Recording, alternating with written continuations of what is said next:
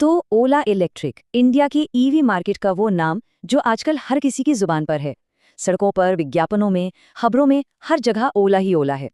लेकिन सवाल ये उठता है कि क्या ये सारा शोर शराबा एक मजबूत बिजनेस में तब्दील हो रहा है? हाल ही में आए Q3 के नंबर्स तो कुछ और ही कहानी बयां कर रहे हैं। तो चलिए आज इसी की तह तक जाते हैं।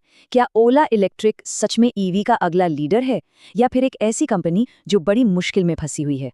कंपनी के जो लेटेस्ट तिमाही नतीजे आए हैं ना, उन्होंने इन्वेस्टर्स की नींद उड़ा दी है। रेवेन्यू नीचे गया है, घाटा बढ़ गया है और कैश वो तो बहुत तेजी से जल रहा है। तो आखिर ओला इलेक्ट्रिक के अंदर चल क्या रहा है? आइए इस पहेली के टुकड़ों को एक एक करके जोड़ते हैं। इस पूरी कहानी को बेहतर तरीके से समझने के लिए हमने इसे 6 हिस्सों में बांटा है। सबसे पहले हम देखेंगे कि असल में हुआ क्या है, यानी Q3 के नंबर्स का रियलिटी चेक। फिर हम मैनेजमेंट की सफाई सुनेंगे। उसके बाद नजर डालेंगे उनके फ्यूचर के बड़े गेम प्लान पर, रास्ते में आने वाले खतरों को समझेंगे और आखिर में सबसे बड़ा सवाल, ये सब करने के लिए कंपनी के पास पैसा और वक्त कितना बचा है।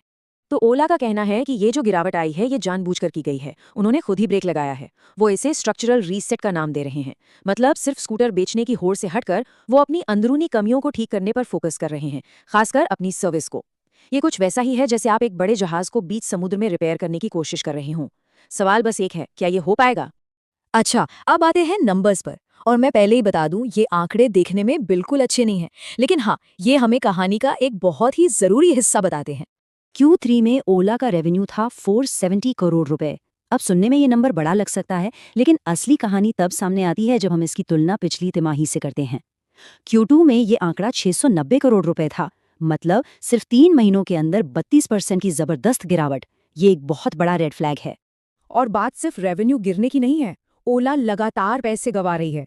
इस तिमाही में 89 करोड़ रुपए का घाटा। अगर इसे आसान भाषा में समझे तो ये हर दिन लगभग 1 करोड़ रुपए का नुकसान है। साफ है कि प्रॉफिट कमाना अभी भी बहुत दूर की कौड़ी है।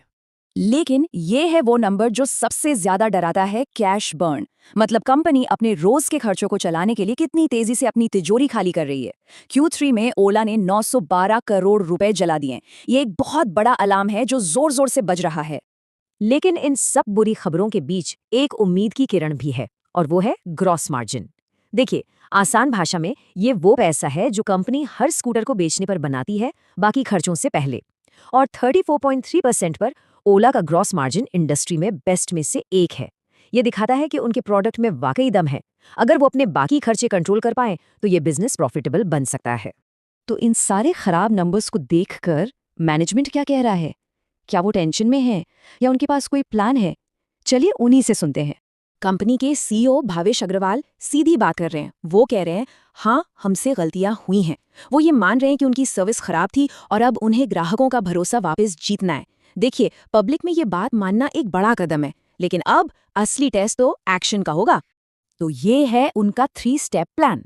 नंबर 1, सर्विस ठीक करो और जल्दी करो। नंबर 2, अच्छी सर्विस के दम पर लोगों का भरोसा वापस जीतो। और नंबर 3, जब भरोसा लौट आए तो लोगों को अपने आप दिखेगा कि उनके स्कूटर कितने शानदार हैं और बिक्री फिर से पटरी पर आ जाएगी। प्लान सुनने में तो सिंपल है, पर सारा खेल एग्जीक्यूशन का है। चलिए, शॉर्ट टर्म की मरहम पट्टी तो हो गई। अब बात करते हैं ओला के बड़े गेम प्लान की। आखिर वो लॉन्ग टर्म में जीतने के लिए क्या सोच रहे हैं?